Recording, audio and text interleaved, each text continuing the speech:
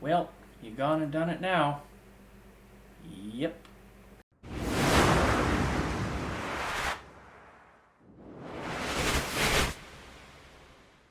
So you want to get into FPV, but you're scared that you're going to burn your house down with lithium polymer batteries, aka the Lipo. Well, today I'm going to show you guys and talk about some Lipo storage tips that can save you from doing that and burning down everything that you own and upsetting a bunch of people.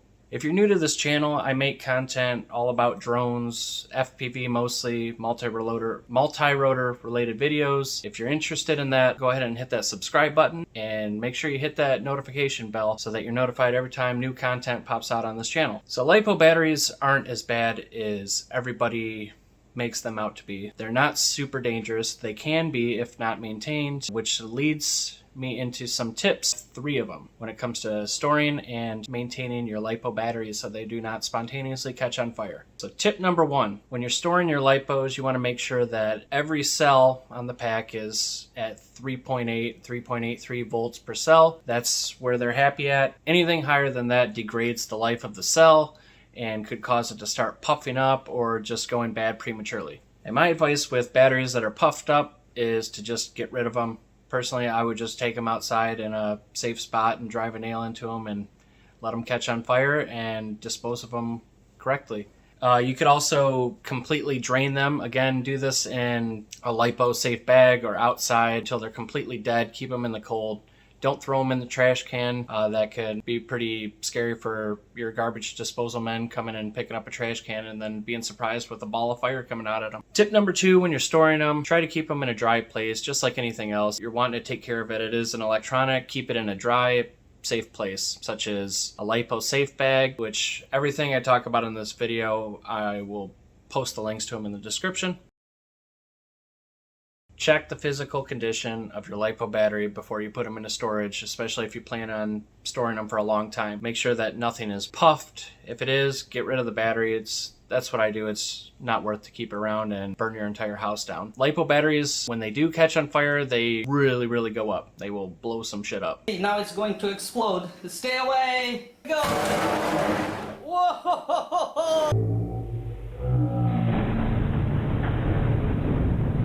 My personal solution, how I like to keep my batteries stored, is I started off with a Lipo Safe bag, which you can find them all over the internet. The problem with those is they're not exactly fire safe. Like, they will contain the fire for a while, but if you got a bunch of Lipos in there, especially 6S batteries, it probably won't take much for them to completely melt it and then travel on to everything else in the house. So keep that in mind. So my solution now is pick up a metal ammo box and you could store them in there. If you're just storing batteries in there, go ahead and remove that rubber seal that comes on the top, and that way it doesn't turn into like a mini grenade in your house.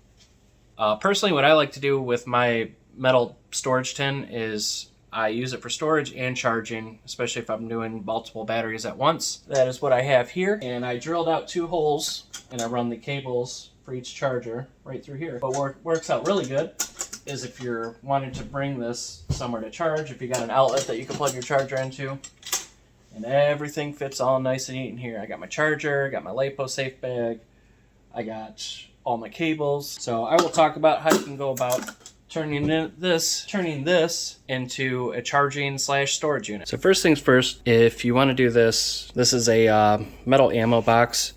Again, I'll have that link in the description if you want to find one of these to do what I did. And the first thing you're going to need to turn this into a storage unit / charging safe unit. I got my Lipo bag here, got my cables, and my chargers down here.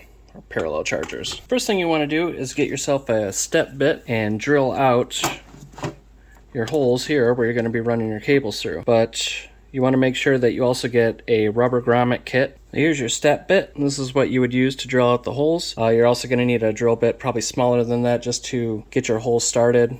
Put a small hole there before you start drilling so you can easily get this through. So you drill that out to the size that you need, and then you're going to need a rubber grommet kit like these to match the hole size that you just drilled out. Reason being, so when you're running your cables through here, they're not rubbing up against sharp metal and fraying the cables and then shorting out and catching everything on fire and being the one to blame and everybody looking at you going, what did you just do? So this works out really good, especially if you want to take this somewhere and everything is all in here.